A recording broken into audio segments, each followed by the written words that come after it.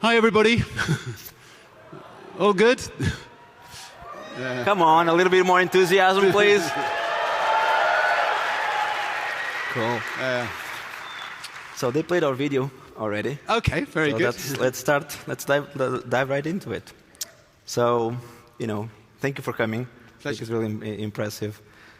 Your life story. Start with that. 15-year-old, you decided to start a student magazine. I think the key question that everyone asks is, what drove you when you were 15-year-old to start that magazine, and what inspires you? Why did you do that when you were 15-year-old? I was dyslexic. I still am dyslexic. So I wasn't that great at schoolwork. But I was very interested in what was going on around the world. And when I was 15, 16, the Vietnamese War started. And like I think most young people in the world, we thought it was an unjust war, an absolutely ghastly war. And we wanted to get out and campaign against it. So we thought if we could create a magazine that young people could rally behind, that could perhaps help contribute in a tiny way to stopping the war. And so we used the magazine to get big marches, and I think young people, both in Britain, America, and other places around the world, enormous marches took place, and finally they decided to stop this awful war. And just before the Iraq invasion, the Secretary of State, who actually started that war, did a video, a very fascinating video called Fog of War. And McNamara was on his deathbed, and he looked in the camera and said, "I should be prosecuted for war crimes for starting that war. It was a ghastly war. It should never have happened. And Bush is about to make the same mistake in invading Iraq, and on the same false premises."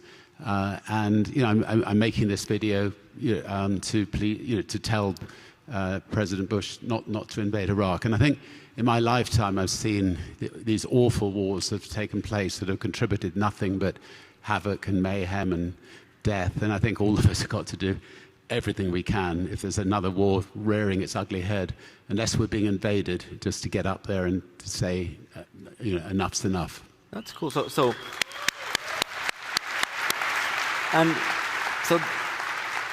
those are businesses with a sense of purpose, right? Is it still the same thing today? A sense of purpose, is that what gets you out of bed in the morning to build the next business? Is that the thread throughout your life?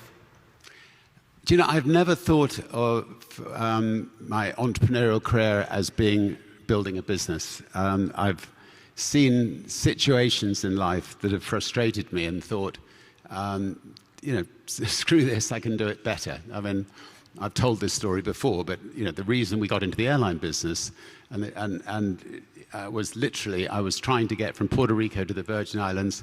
I was on an American Airlines plane.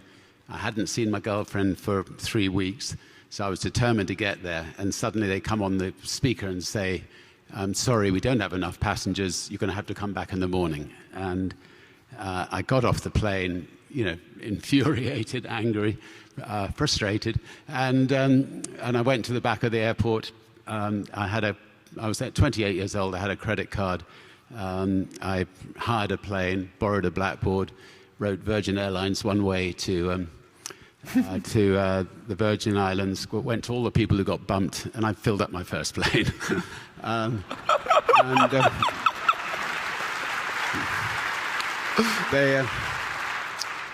Anyway, the lovely lady, this was 44 years ago, is now the mother of my children and the grandmother of 5 beautiful grandkids. And so the night went well, so it was worth getting there. But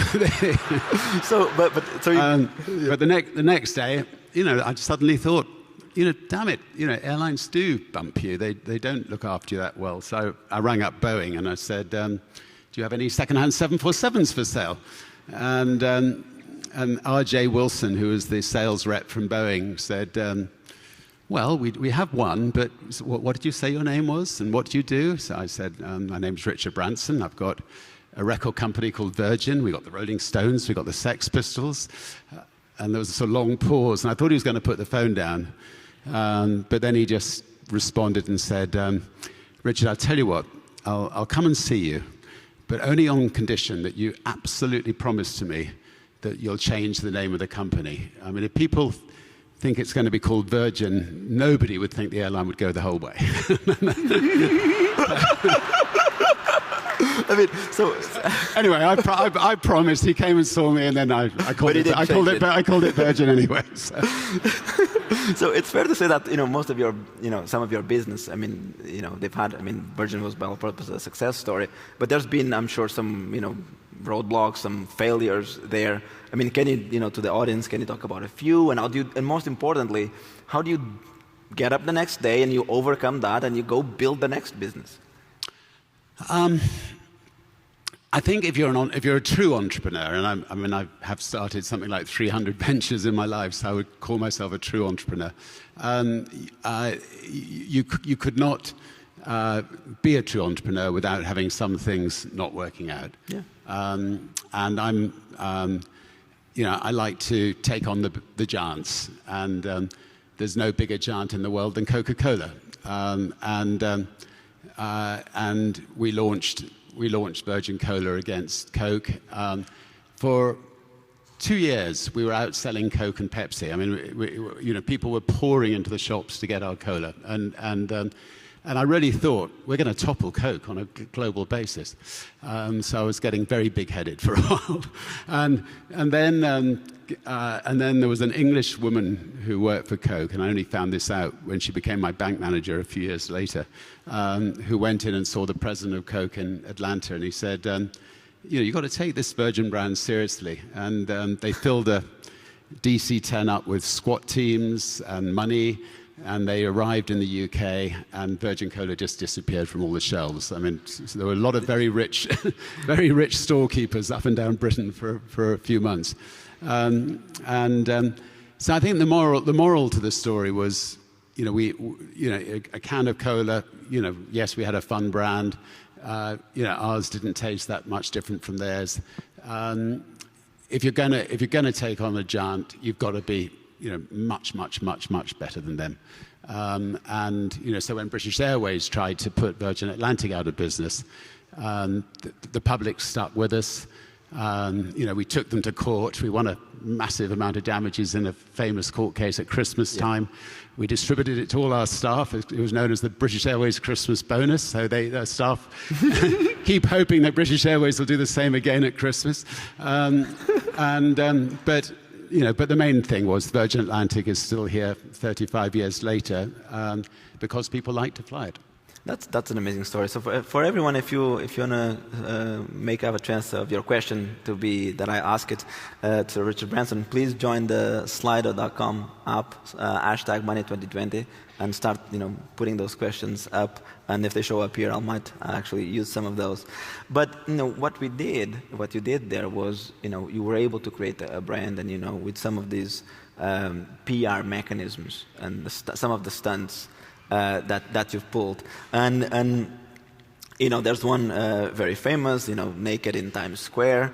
There's of all of these stunts, and then there's the Coca-Cola one with the tank. Of all of these stunts, which one was the one that you thought was the most funny one or the best pulled one from all the PR stunts that you've done? I think that's very illustrative. What have we got there? Yeah, all right. Can we move on, please? Basically, that was us launching Virgin Mobile, and basically said, "Is what you see is what you get." Anyway, I think one of the April Fool's Day is the day that I love, and sometimes we pulled off incredible global things. Like we had we announced that we were changing all the bottoms of all our planes to glass so that you could see through as you were flying,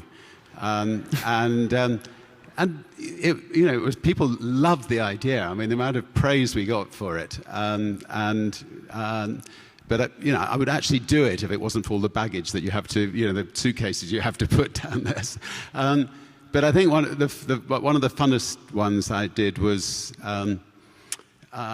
we decided to fly a UFO over London at 4 a.m. On April Fool's Day, and we built this UFO, which you know, was a UFO, and you know, it glowed like a UFO. You know, so we took off, and it was a foggy London morning, and we went over London, and within an hour, every single radio station was talking about it. The motorway was jammed with cars coming into London. Everybody had got out. Everybody was staring up at us. The 3 police forces had been put on alert. The army was put on alert. And we landed just outside a field in Gatwick. The army and the police surrounded the field. And they sent this one bobby, little English policeman with a truncheon towards us. With a for peace. And just like E.T., we had a door that opened very slowly. We were blowing smoke out as fast as we could out of the door.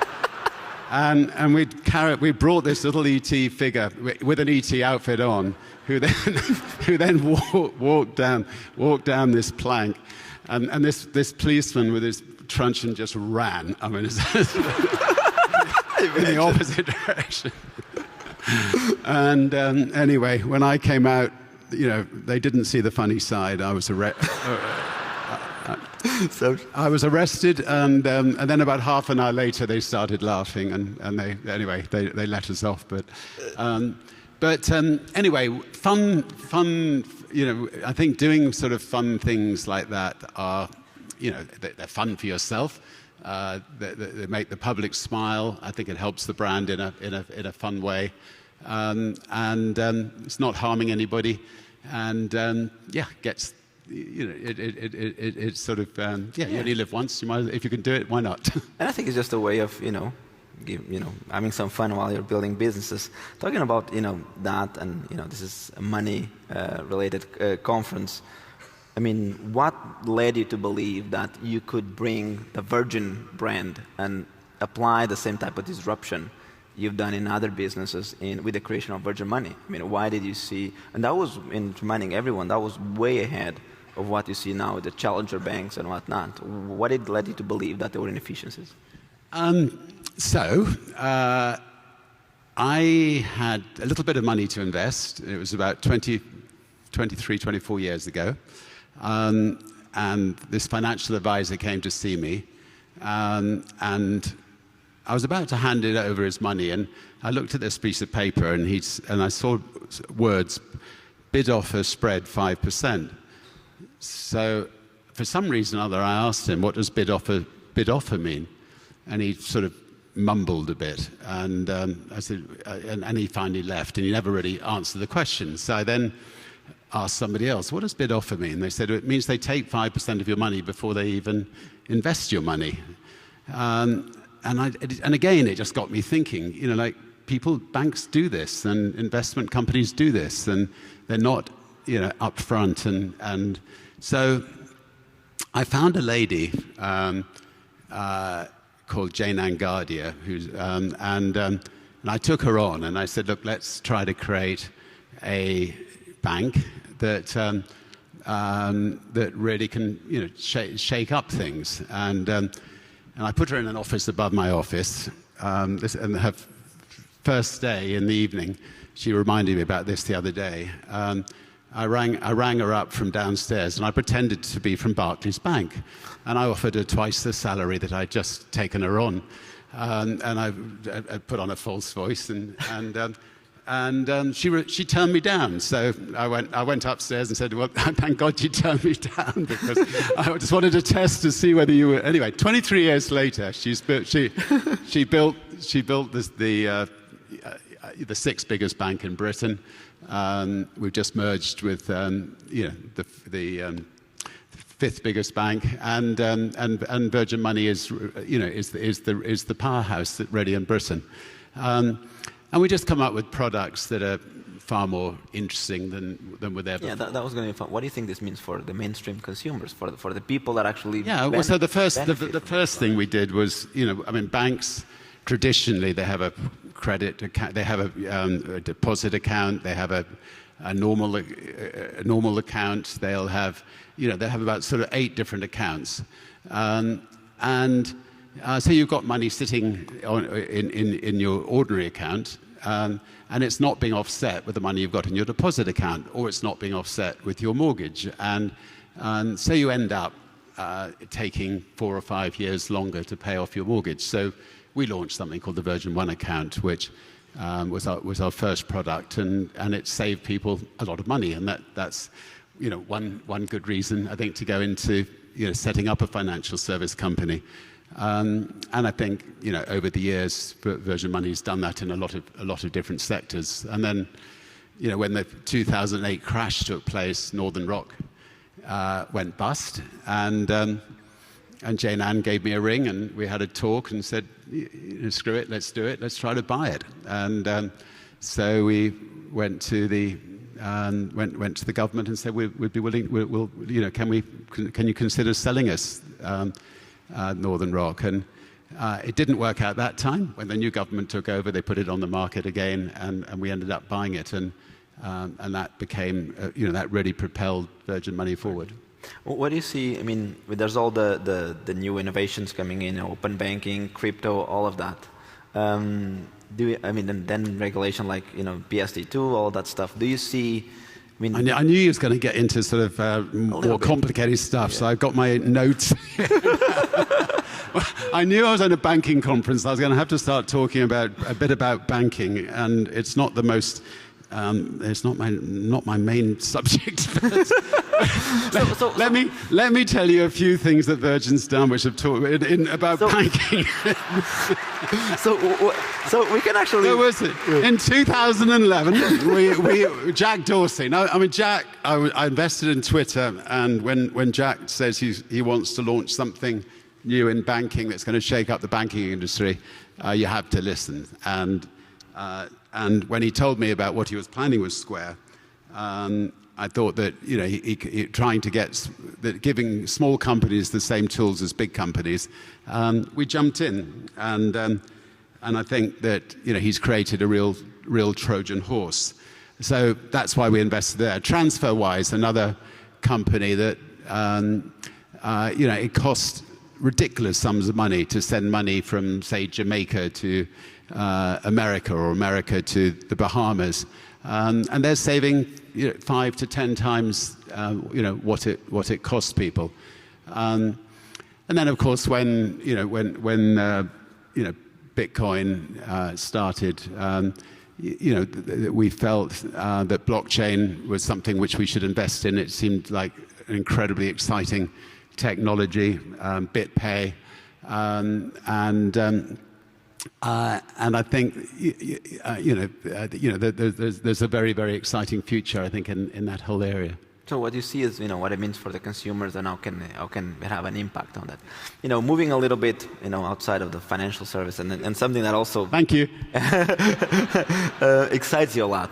Space traveling. Space travel, that's better. Right? That's better, right? Space travel. And myself as a former engineer from the European Space Agency, we're talking about that backstage, and I'll tell you what, before we talk about space, we'll talk about space travel, then I'm going to talk about Portugal, because that's where you come from. Yeah. And there's something I want to praise Portugal for, but we'll talk about space. I want to listen about... space first. Space first, okay. So, as a former engineer, one of the key things to me that you and others have done in this space that I really value a lot is how are you able to make it something that will be one day affordable for the mainstream consumer, will be affordable for someone like, General Joe will be able to go up there if they want.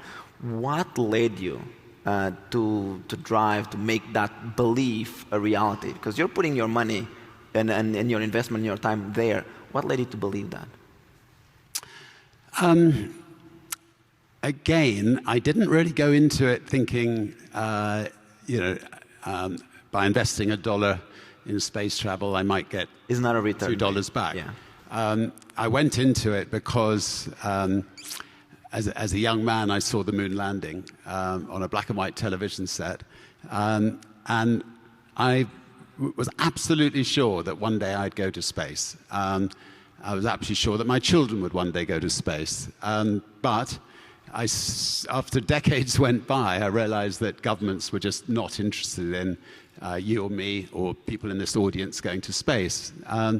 So in 1991, I thought, screw that, let's form a company. I called it Virgin Galactic Airways. I also registered Virgin Intergalactic Airways because I'm quite an optimist. I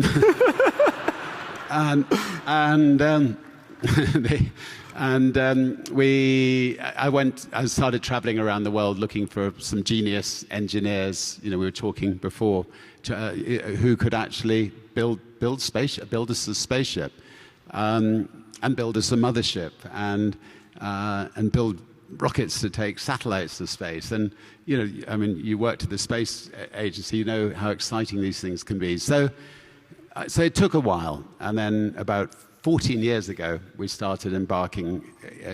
We got 500 engineers, and we started building. And it's been 14 years of up and down.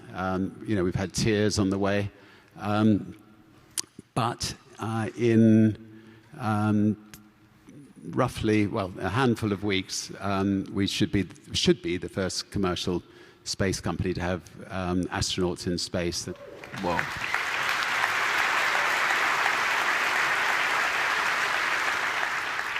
So how many people out there would like to go to space? It's fascinating. I think, I would say 70% of people would love to go to space. 30% think we're all mad.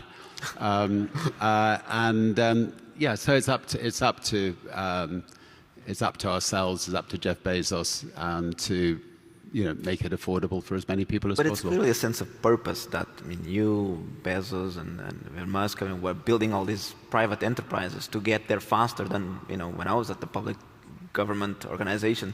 There's no way they would get there anytime soon. Is the sense of purpose that also allows you in terms of the setbacks, there was a very known one with you guys where one of the launch pilots didn't work. What's the sense of purpose? And I think it's a thread through all of this that keeps you pushing and keeps you persevering and and now you're all excited because in a few weeks you'll be there. Talk us a little bit about that. I think there is, as I say, we have in one company, our spaceship company, we now have 800 engineers. In Virgin Orbit, which is our satellite company, we have 600 engineers. They all, this is their life's mission to achieve this. We also have test pilots who are taking, obviously when you're testing a new craft, some things you can't test on the ground, you have to test in flight. Test pilots are incredibly brave people. And yes, we had one test pilot who made a mistake, and it cost him his life. And it was one of the worst days of my life, and I suspect one of the worst days of everybody at Virgin Galactic's life. But NASA had the same. They lost spaceships when they were building a space program. And just 2 weeks ago, they had to re-enter. They have to abort launch in the Russians because there was some issue with the capsule. So I think, once our test pilots have put the spaceship through its, tested and tested and tested, then early next year I plan to go up. We have about 800 people who've signed up to go into space, and then we'll start to fulfill their dreams. And so partly it's the dreams of individuals who want to go up. They want to look back on this Earth from space, and then it's partly through Virgin Orbit, it's connecting the 5 billion people who don't have internet access, who can't get medical help, can't start businesses. So that's equally exciting, and they're we're using our 747 we've attached a giant rocket to the wing of the 747, and that will go up into space early next year as well. And that's really, it talks about, the way of caring with humanity, and you have a number of initiatives in philanthropy and others that talk through that, and you're actually doing some very important work to promote inclusion and to promote, I think you guys call it Virgin Unite thing. In your memoirs, and you spend a lot of talking about this elders idea, the elders initiative, and I think you're talking about, when we're talking about Portugal, it's kind of like the same type of, some things that are good for society. Can you talk us through that? Yeah, look, I think we can't leave it up to governments to sort out the problems of the world. It's tough being a minister in a government. You may be in your job for 18 months. If you're good, you'll then be moved to another job. If you're good, you'll then, after 18 months, be moved to another job. So you're not necessarily entrepreneurial. You haven't necessarily seen the world and experienced what I think business leaders and entrepreneurs have experienced. So I think we as a group of people have got to try to galvanize our companies to get out there and sort out some of the problems of the world. Small companies, local problems; bigger companies, national problems; bigger companies, still international problems.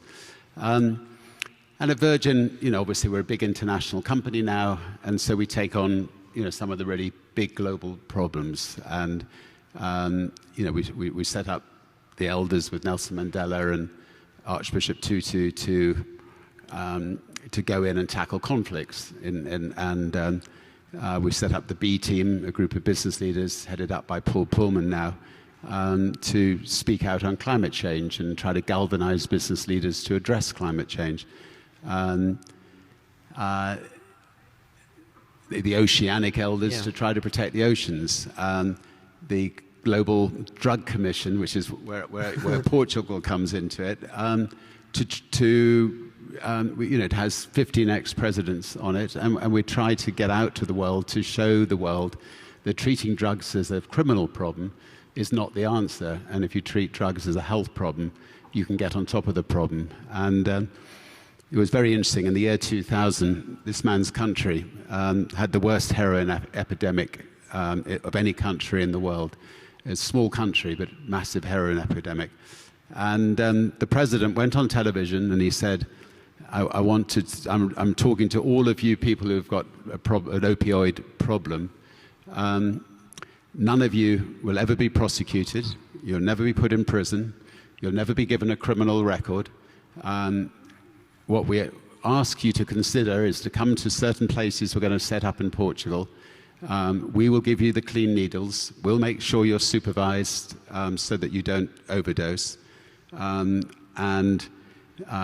don't have to break and enter into people's homes anymore. And when you're ready to come off, we will make sure you have clinics you can go to. Within 5 years, as you know, Portugal got rid of the opioid problem completely, and it's now become a complete non-event in Portugal.